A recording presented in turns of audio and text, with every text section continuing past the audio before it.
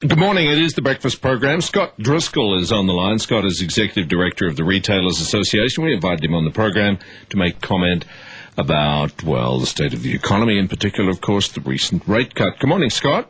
Morning, Mike. So, what's your take on, first of all, the Reserve Bank action, and secondly, what the government is saying about it with, obviously, regard to your members? Mike, look, the Reserve Bank's action to drop cash rates by, a full 100 base points is fantastic. We really want to see that flow on, though, to what the retail banks pass on to consumers and essentially their mortgage holders, because, look, the retail sector, among others, is doing it very tough, particularly anywhere where there's discretionary spend. It's virtually dried up. Oh, you've only got to go to the mall to see that. Yep, absolutely. Look, it's a desperate situation out there, and we've got to say we've been very disappointed to see people like the Prime Minister and Treasurer talking down and virtually handing over a get-out-of-jail-free card to some of the big banks. What on earth are they thinking there? Oh, Mike, I don't know. I mean, it's fairly unprecedented. I mean, you saw a lot of the banks putting up rates above and beyond over the last 6 months what the RBA's increases were, and if it's good enough to do that, I think it's good enough to bring them down in line with the decreases.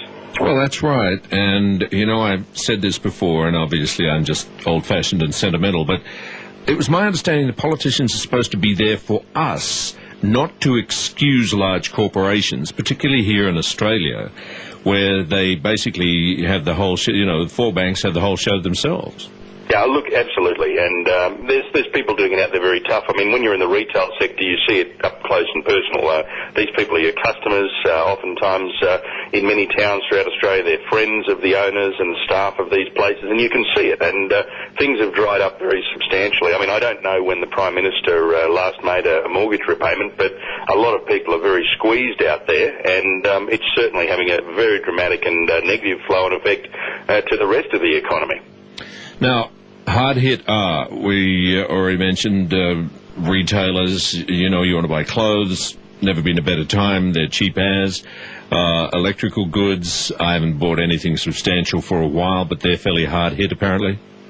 Look, they are. They had a little bit of a spike during the Olympic period. Certainly some big screen TVs probably went out the doors, but they've gone back to a situation where it's pretty drastic as well. Look, the food sector's probably, and I'm talking now of the supermarket sector, is probably about the only area that's consolidated or at least not lost too much ground, and that's because I think people are tightening their belts so much, not spending elsewhere and staying home and cooking more, and that's the reality during tough times. Well, there was a story in one of the papers today to exactly that effect, that people are staying home, they're watching TV, they're cooking in more, excuse me.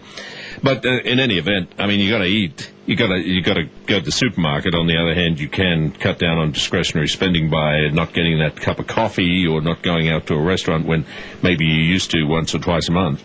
Yeah, look, places like restaurants, Mike, hairdressers, beauty salons, a lot of the people that benefit when there is consumer confidence, where we experienced there probably 12 months ago and back further, they're doing it very tough. And I think the 1% rate cut by the RBA is excellent. It's a very responsible move. I mean, I'm in a situation where I'm fortunate enough to brief the RBA. They come to us on a monthly basis, and we've been passing on the sorts of information that I think is reflected in their rate cut, which is great to see. But the retail banks and the Prime Minister and Treasurer need to get on board with this and make sure that the community benefits and that the broader business sector benefits, and not just the bank's bottom line.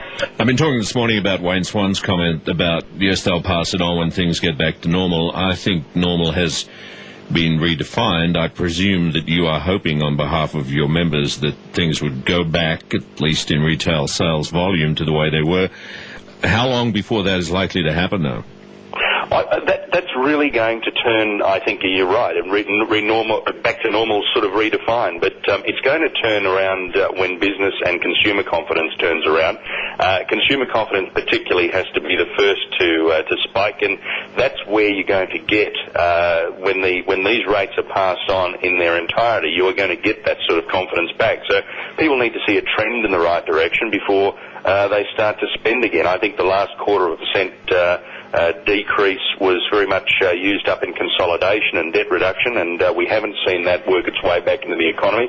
This is the great white hope, and retail banks need to understand they're part of the greater corporate citizenry. It's not just about their own bottom line. They've got to play a responsible part in the rest of the business community so that the money flows, and then that's the bigger picture.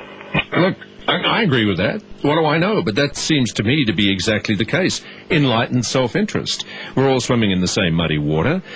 Surely it's in the bank's interest to get their product out there, as they now talk about loans that come in whatever shape and size.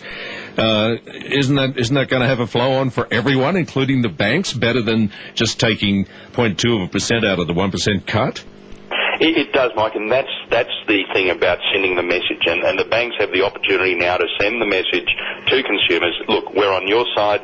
Go with confidence. Stay with us as a bank. We're going to look after you as well. I mean, I think there's a customer service element for themselves there, but that's their business. We want to see that message, though, sold very, very strongly back to the mortgage holders, who are essentially the consumers in this nation, and the greater good. I mean, you could go into a lot of technical jargon about AA credit ratings and the cost of money is less. I mean, let's face it, the four Australian big banks are some of the safest and the highest regarded in the world. So, their $10 billion profit margins are going to well and truly protect them from the ravages of what we're seeing elsewhere. So, I think that's a bit of a nonsense argument, and I think maybe the Prime Minister and Treasurer have been sold a bit of a pup from some of their advisors that this is a big concern. So we want to see this passed on for the good of the consumers and the good of the greater business community, and certainly to get that healthy level of confidence back into the Australian economy. Yeah, I think you're absolutely right. On the other hand, of course, your analysis shows in excess of 100,000 jobs could be lost in the retail sector nationally if things don't pick up. Well, that's the other side of the ledger. If there isn't some sort of spike in consumer confidence and then flow on into business confidence, we have done an analysis that over the next 18 to 24 months you will see in excess of 100,000 jobs, if things trend as they are at the moment, leaving the retail sector. Now, that's mainly going to come from attrition, but we don't want to see good quality full-time jobs being lost from the retail sector to other sectors and replaced with more vulnerable or more flexible arrangements such as casuals or not at all.